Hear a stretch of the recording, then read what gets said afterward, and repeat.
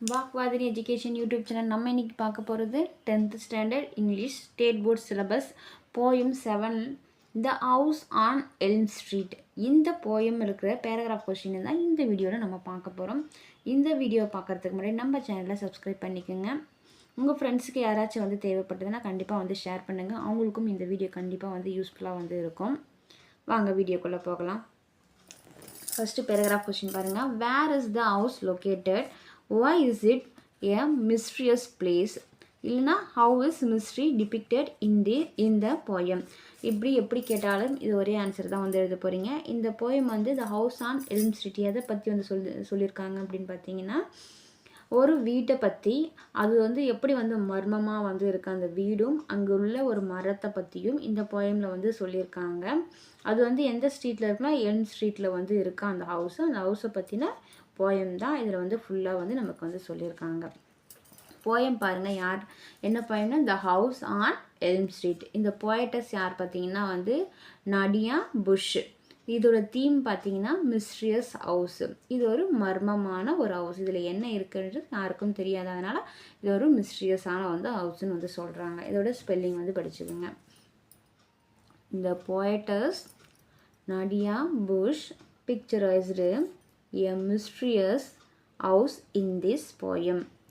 இந்த போயட்டஸ் வந்து நமக்கு இந்த நடியா புஷ் வந்து எதை பிக்சரைஸ் பண்ணி நமக்கு சொல்லியிருக்காங்கன்னா இந்த மிஸ்ட்ரியஸ் ஹவுஸை பற்றி தான் இந்த போயமில் வந்து நமக்கு வந்து சொல்லியிருக்காங்க. The house is located on Elm Street. இந்த ஹவுஸ் வந்து எந்த இடத்துல வந்து இருக்குன்னு பார்த்தீங்கன்னா எல்ம் ஸ்ட்ரீட்டில் தான் வந்து இருக்குது. It is a dark scary and lonely house. அது பார்க்கறதுக்கு அப்படி இருக்குமா, டார்க்காக, ரொம்ப டார்க்காக, இருட்டாகவும் பயங்கரமாகவும் தனியாகவும் வந்து அந்த வீடு வந்து இருக்குன்னு சொல்கிறாங்க. It stood all alone with a ton of space inside but furnished minimally. அதாவது இந்த வீடு வந்து ரொம்ப அலோனாக வந்து இருக்கும், ஆனால் வந்து நிறைய வந்து ஸ்பேஸ் வந்து இருக்குது இன்சைடில். பட் வந்து ஃபர்னிஷிங் பார்த்திங்கன்னா மினிமமாக தான் வந்து அதில் வந்து பண்ணியிருப்பாங்க அப்படின்னு வந்து சொல்கிறாங்க. During nights lights flicker on and off inside the house causing fear to the passer by. டியூரிங்கில் நைட் டைமில் பார்த்திங்கன்னா எப்படி இருக்குமா, லைட்டு வந்து ஆன் ஆகிறதும் ஆஃப் ஆகிறதுமா வந்து நைட்டில் வந்து இருக்கும். நீங்களே அப்படியே இமேஜினேஷன் வந்து பண்ணி பாருங்கள். ஒரு நைட்டில் ஒரு வீடு, தனியாக இருக்கிற ஒரு வீட்டில் யாருமே இல்லை, ஆனால் நைட்டில் மட்டும் அந்த வீட்டில் லைட் வந்து திடீர்னு ஆன் ஆகுது ஆஃப் ஆகுதுன்னா அங்கே போகிற வரவங்களுக்கு எவ்வளோ ஒரு பயமை வந்து ஏற்படுத்தும். அதை தான் வந்து இந்த போயமில் வந்து சொல்லியிருக்காங்க. அந்த போகிற அந்த அந்த வெளிச்சம் திடீர்னு ஆஃப் ஆகுறது ஆன் ஆகுது, அந்த பயம் வந்து அங்கே போகிற வர அந்த ரோடை வந்து கிராஸ் பண்ணுறவங்களுக்குலாம் வந்து ஒரே பயத்தை வந்து ஃபியரை வந்து ஏற்படுத்துதுன்னு சொல்கிறாங்க. The poetess is tempted to enter into it. She is curious to know what happens inside the house. ஆனால் இந்த போயட்டஸ்க்கு வந்து ரொம்ப ஒரு ஒரு ஆசையாக இருக்குது, எப்படியாச்சும் அந்த வீட்டுக்குள்ளே வந்து இப்போ என்டர் பண்ணி அப்படி என்ன தான் இருக்குது அப்படின்னு வந்து ஒரு பார்க்கணுன்னு ஒரு க்யூரியஸ் ஒரு ஆசை வந்து இருக்குது அவங்களுக்கு. பட் ஆனால் வந்து உள்ளுக்குள்ளே ஒரு பயமும் வந்து இருக்குது அப்படின்னு சொல்கிறாங்க. She is curious to know என்ன தான் நடக்குது அந்த வீட்டுக்குள்ளே அப்படின்னு ஒரு க்யூரியஸ் வந்து அவங்களுக்கு இருக்குதுன்னு சொல்கிறாங்க.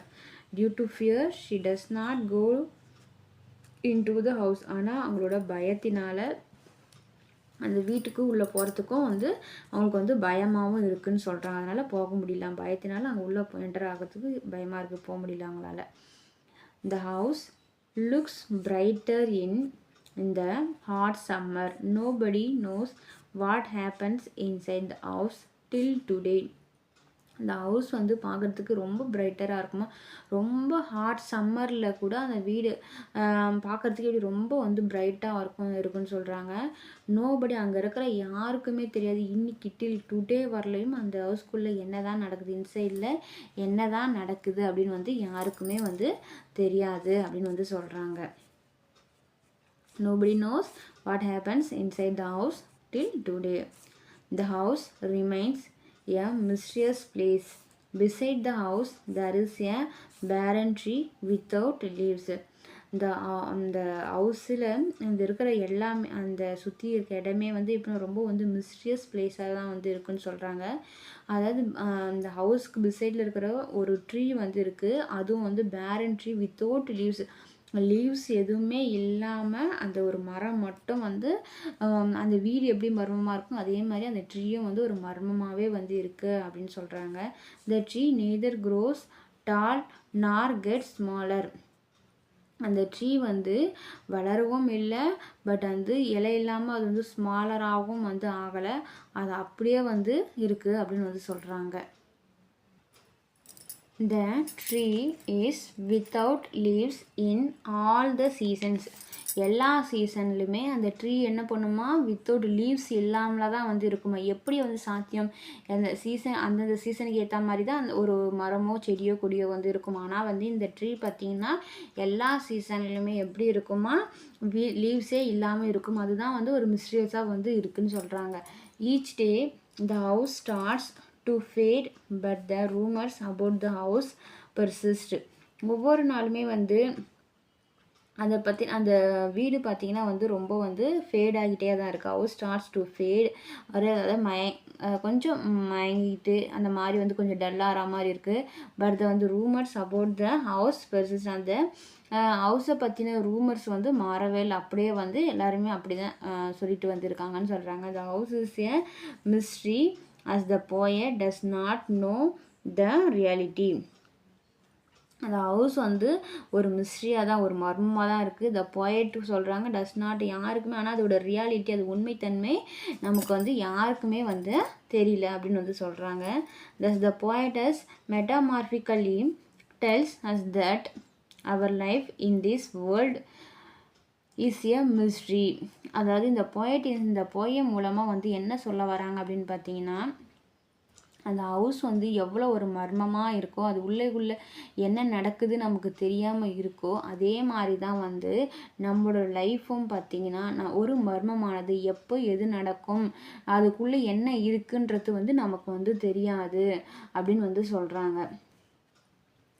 We cannot go deep inside to know the mystery behind our lives. நம்மளும் வந்து அந்த மிஸ்ட்ரியை தெரிஞ்சதுக்காக வந்து அதுக்குள்ளே டீப்பாக இன்சைடாக நமக்கு என்ன நடக்கும், ஃப்யூச்சரில் என்ன நடக்கும், ரொம்ப டீப்பாகவும் நம்ம ஆராய்ச்சி பண்ண வந்து கூடாது. அது போகிற போக்கில் அதை விட்டாவே நமக்கு வந்து லைஃப் வந்து ஸ்மூத்தாக போகும் அப்படின்னு வந்து சொல்கிறாங்க.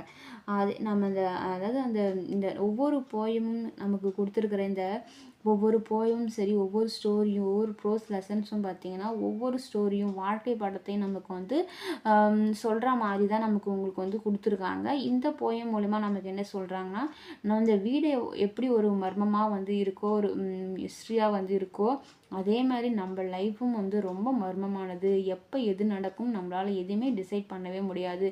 அதுக்காக நம்ம அதை ஆராய்ச்சி பண்ணிவிட்டு அதில் என்ன தான் நடக்கும் நம்ம அது பின்னாடி வந்து போக வேண்டாம் அப்படின்னு வந்து சொல்கிறாங்க.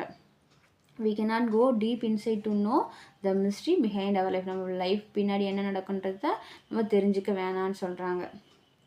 இதோட மாரல் பார்த்திங்கன்னா, no place is mysterious, the mystery is in eyes, in our eyes. அதாவது எந்த பிளேஸுமே எந்த பிளேஸுமே ஒரு மிஸ்டீரியஸ் பிளேஸ்ன்னு நம்ம சொல்ல முடியாது. நம்ம பார்க்குற விதத்தில் தான் வந்து இருக்குது அப்படின்னு சொல்கிறாங்க. நம்ம நல்ல விதமாக பார்த்தா நல்லதாக இருக்கும், அதே சமயம் அது ஏதோ ஒரு மர்மமாக இருக்குது அப்படின்னு நினச்சோன்னா மர்மமாக தான் இருக்கும். எல்லாமே நம்ம பாசிட்டிவாக திங்க் பண்ணுவோம், நல்லதே நடக்கும்.